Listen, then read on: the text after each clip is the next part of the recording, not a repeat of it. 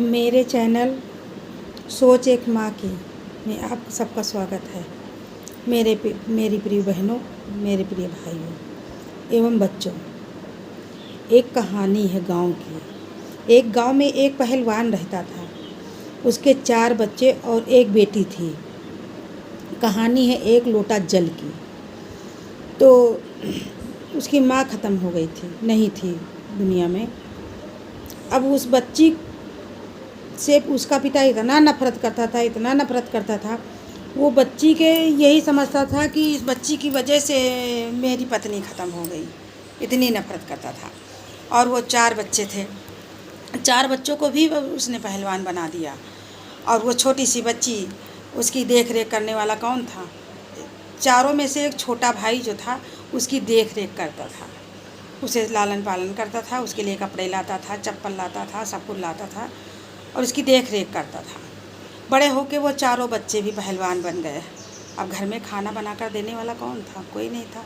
धीरे धीरे वो बच्ची बड़ी हो गई। कितनी बड़ी हुई? 6 साल की। 6-7 साल की हो गई तो धीरे धीरे भाइयों के साथ खाना बनाना सीखने लगी। भाई तो दिन भर चले जाते थे पहलवानी करने के लिए। अब बच्ची धीरे धीरे अपना खाना बना के जैसा तैसा अपना रखती थी। भाई आते थे, अपना उनको खिलाती थी, अपने पिताजी को खिलाती थी। और पिताजी उसको हर वक्त दुत्कारा करते थे, इसलिए कि माँ के मौत का कारण उसी को समझते थे कि यह ना हुई होती तो मेरी पत्नी ना गई होती। पत्नी के अफसोस में उसने कुआं, तालाब, बावड़ी, बाग, सारी चीज़ें लगाई। उसकी याद में ही वो खोया रहता था पहलवान।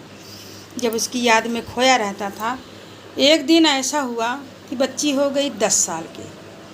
10 साल की बच्ची हो गई, पिता थोड़ा और बूढ़ा हो गया।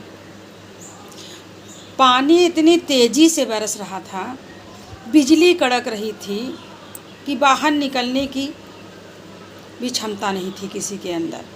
अब पिता प्यासा, अपने बच्चों को, बड़े बच्चे को बुलाया, भैया पानी 1 लोटा लेके चले आओ, कुएं से भर के ले आओ।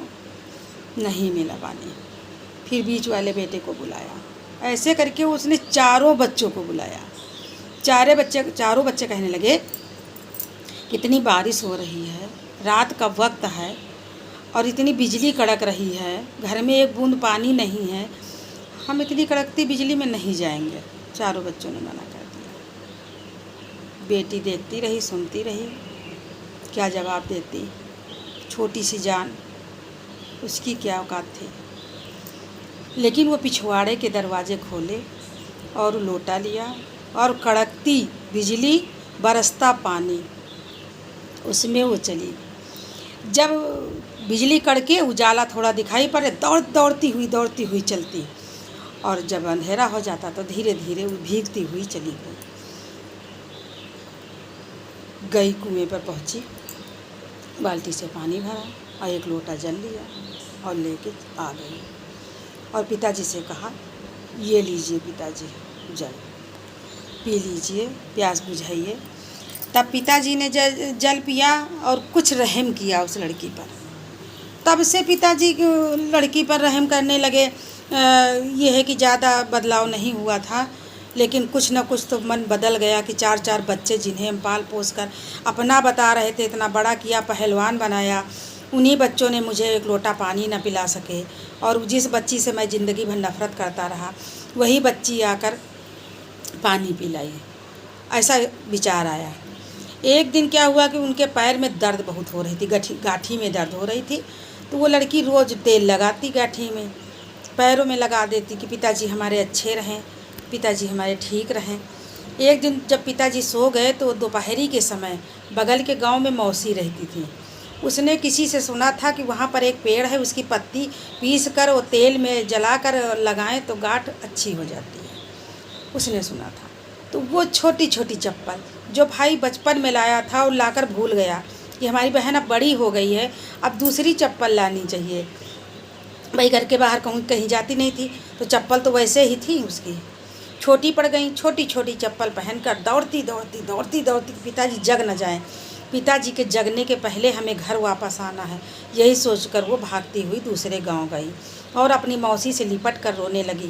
कहने लगी, मौसी हमारे साथ चलिए, उस पेड़ से पत्तियाँ तोड़ दीजिए, हमारे पिताजी के पैर में दर्द बहुत हो रहा है, हम उसे पीस कर और तेल में जलाकर उनके पैरों में लगाएंगे तो पैर सही हो जाएंगे। मौसी ने कहा चलो। मौसी चली गई लेने के लिए, पत्ती दिया तोड़ के पन्नी में और उसे फिर बिठाया, खिलाया पिलाया, फिर कहा कि अब बेटा जाओ। वो दौड़ती दौड़ती दौड़ती दौड़ती फिर आ गई। तब तक पिताजी जग गए थे। उसे उल्टा सीधा जो उसके मन में आया पिताजी के, उसने उसे सुना दिया। वो कुछ नहीं बोली और चुपचाप अंदर चली गई और उस पत्ती को पीस कर तेल में जलाकर तेल बनाकर और पिताजी के पास खड़ी हो गई। पिताजी से उसने कहा, पिताजी हम ये पत्तियाँ लेने गए थे, आपकी गांठ में दर्द हो रहा था ना, इसलिए हम पत्तियाँ लेने गए थे, हम कहीं घूमने नहीं गए थे। तेल लगा दें। पिताजी कुछ नहीं बोले। फिर अपने मन में मलाल आई कि अरे देखो मेरी बेटी हमारे लिए कितना सोचती है और हम इसके लिए कितना गलत सोचते हैं। फिर वो तेल लगाते लगाते लगाते लगाते वहीं सो गई पलंग पर। थक गई थी, इतनी छोटी सी जान, दूसरे गांव से दौड़ के आई थी, थक गई, सो गई। पिताजी उसे समझने लगे कि अब यही बेटी हमारी सब कुछ है। फिर बड़ी हुई बेटी, उसकी अच्छे घराने में शादी ढूंढी पिताजी ने और शादी किया और जितनी भी ज़मीन थी सारी ज़मीन उसी बेटी के नाम कर दी। उन लड़कों को कुछ नहीं दिया। किस लिए नहीं दिया कि जब तुम एक लोटा जल नहीं पिला सकते, जब तुम हमारी सेवा नहीं कर सकते, बुढ़ापे में हमारी देख रेख नहीं कर सकते, तो तुम किस लायक के हो? तुम किसी लायक के नहीं हो। बेटे बहुत बैठ कर पछताए, बेटों को भाइयों को पछताते हुए देखा। तब बहन ने कहा, भैया चिंता ना करो, पिताजी के बाद हम ज़मीन वापस कर देंगे, जो आपकी इच्छा होगी वो हमें दे देना, हम अपने भाइयों का हक नहीं लेंगे, हम वापस कर देंगे। धन्यवाद। कहानी अच्छी लगी हो तो कमेंट, लाइक, सब्सक्राइब करना और हमें बताना कि कैसी लगी।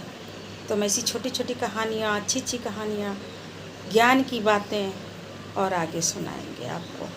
धन्यवाद।